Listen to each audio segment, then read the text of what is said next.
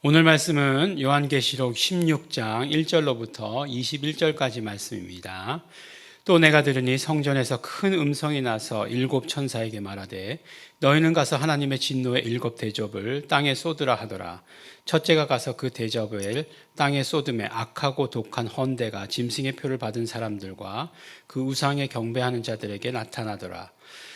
둘째가 그 대접을 바다에 쏟음에 바다가 곧 죽은 자의 피같이 되니 바다 가운데 모든 생물이 죽더라. 셋째가 그 대접과 강과 물 근원에 쏟음에 피가 되더라.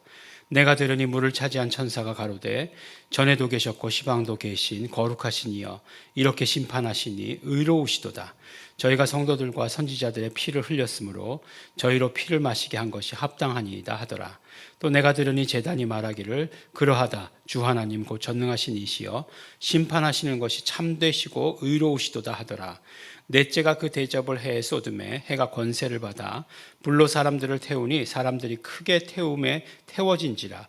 이 재앙들을 행하는 권세를 가지신 하나님의 이름을 회방하며 또 회개하여 영광을 주께 돌리지 아니하더라. 그 다섯째가 그 대접을 짐승의 보좌에 쏟으니 그 나라가 곧 어두워지며 사람들이 아파서 자기 혀를 깨물고 아픈 것과 종기를 인하여 하늘의 하나님을 회방하고 저희 행위를 회개치 아니하더라. 또 여섯째가 그 대접을 큰 강 유브라다에 쏟음에 강물이 말라서 동방에서 오는 왕들의 길이 예비되더라.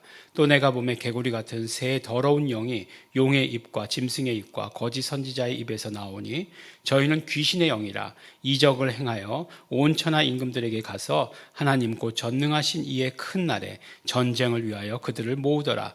보라 내가 도적같이 오리니 누구든지 깨어 자기 옷을 지켜 벌거벗고 다니지 아니하며 자기의 부끄러움을 보이지 아니하는 자가 복이 있도다. 새 영이 히브리 음으로 아마겟돈이라 하는 곳으로 왕들을 모으더라. 일곱째가 그 대접을 공기 가운데 쏟음에 큰 음성이 성전에서 보좌로부터 나서 가로되 되었다 하니 번개와 음성과 뇌성이 있고 또 큰 지진이 있어 어찌 큰지 사람이 땅에 있어 오므로 이같이 큰 지진이 없었더라. 큰 성이 세 갈래로 갈라지고 만국의 성들도 무너지니 큰 성 바벨론이 하나님 앞에 기억하신 바 되어 그의 맹렬한 진노의 포도주잔을 받음에 각 섬도 없어지고 산악도 간데 없더라. 또 중수가 한 달란트가 되는 큰 우박이 하늘로부터 사람들에게 내림에 사람들이 그 박죄로 인하여 하나님을 회방하니 그 재앙이 심히 크미러라. 아멘. 네, 우리가 그 요한계시록 말씀을 보니까 일곱만 기억하면 되는 거죠. 네, 보니까 계속해서 일곱 교회에 말씀하시고 그 다음부터는 이제 일곱 봉인을 뜯는데 그것이 이제 재앙이고 일곱 봉인, 그 다음에 일곱 나팔, 그 다음에 이제 일곱 천사가 각 대접을 한 사람씩, 한 사람은 아니겠죠, 한 천사씩 이제 붙는 장면, 이것이 이제 마지막이다라고 이렇게 이야기하고 있습니다. 그런데 이제 말씀을 들으면서 항상 이제 머릿속에 떠오르는 게 뭐냐면 재앙이에요. 예.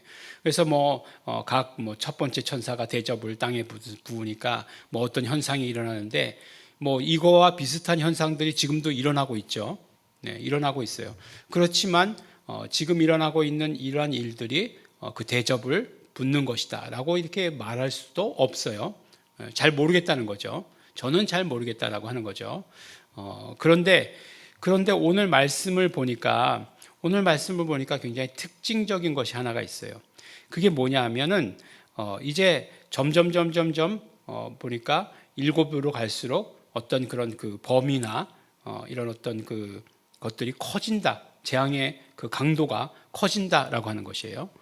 그리고 그 재앙을 받는 자들의 반응도 달라지는 거예요. 뭐라고 얘기하냐면 보니까 처음에는 그러지 않더니 뒤에 가면은 뭐라고 얘기하냐면 하나님의 이름을 회방하여, 넷째부터 회방하여 또 회개하여 영광을 주께 돌리지 아니하더라. 저는 회개했다는 줄 알았어요. 그랬더니 회개하지 않고 영광도 돌리지 않았다라고 얘기하는 거예요. 다섯째도 보니까 다섯째 대접을 쏟을 때도 보니까 정말 사람들이 아파서 혀를 깨물 정도라는 거죠.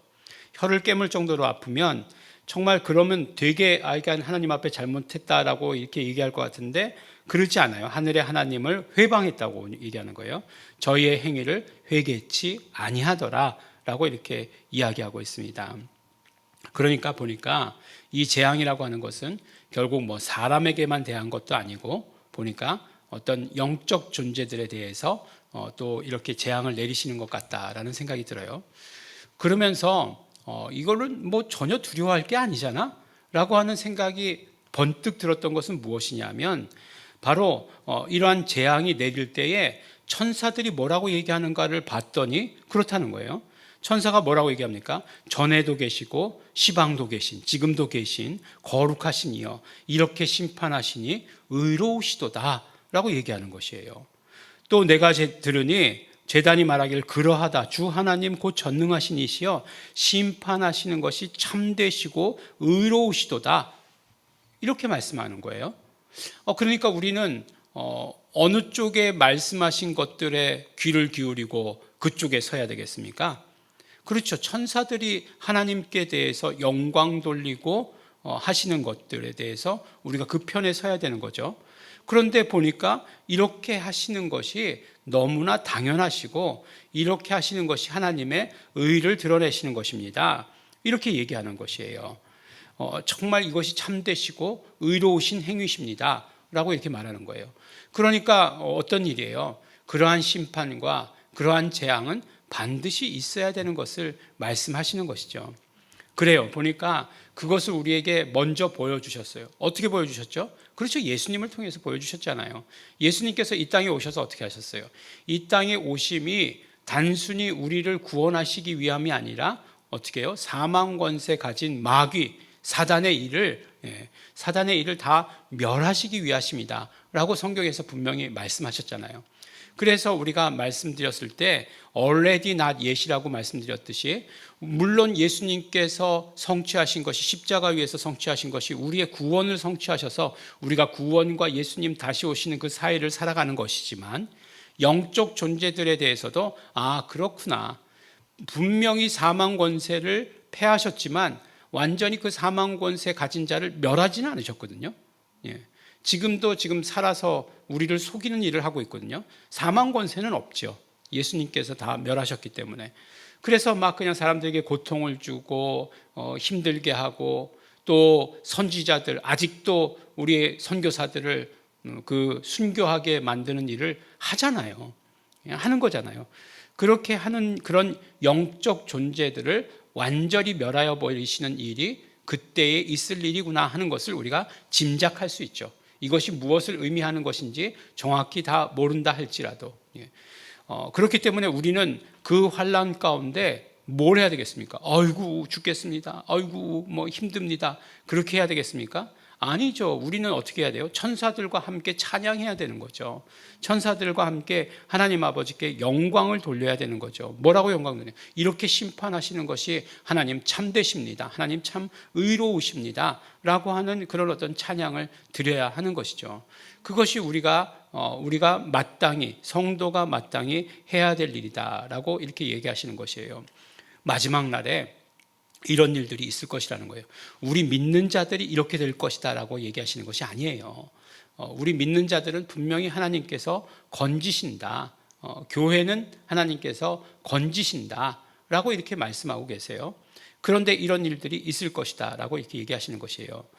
그래서 이제 뭐 아마겟돈도 나오고 뭐 이렇게 얘기하는데 결국은 하나님께서 그 모든 것들을 싹 쓸어버리시는 영적인 존재들, 그러니까 영적인 존재가 아니라 마귀, 사단, 그 귀신들, 이런 영적인 존재들을 다 멸하시는 일들을 하신다. 반드시 그 일을 하신다라고 하는 사실을 오늘 말씀들을 통해서 우리가 알 수 있는 것이죠.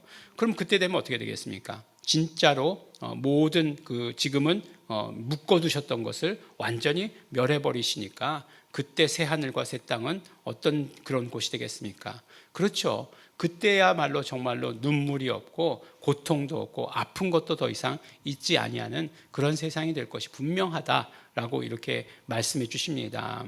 그러므로 우리가 예수님 다시 오심을 기다려야 됩니까?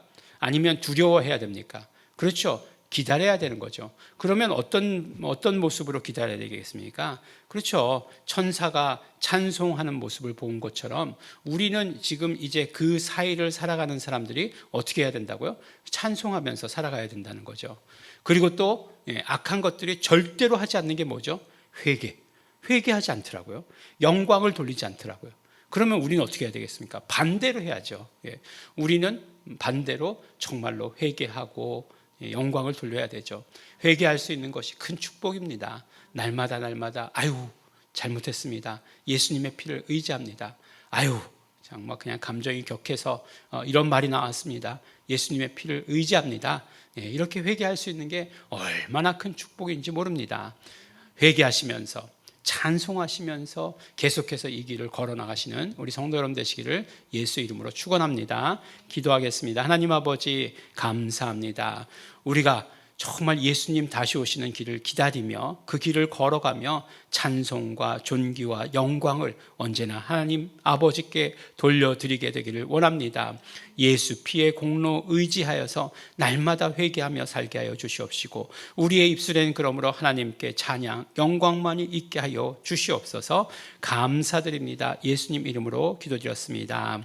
아멘. 그러므로 우리의 입술 가운데 언제나 영광과 찬양의 소리가 있기를 원합니다. 날마다 예수 피 공로 의지해서 회개하면서 찬송하면서 나가기를 원합니다. 성령님 인도하시옵소서. 다 같이 통성으로 기도하시겠습니다.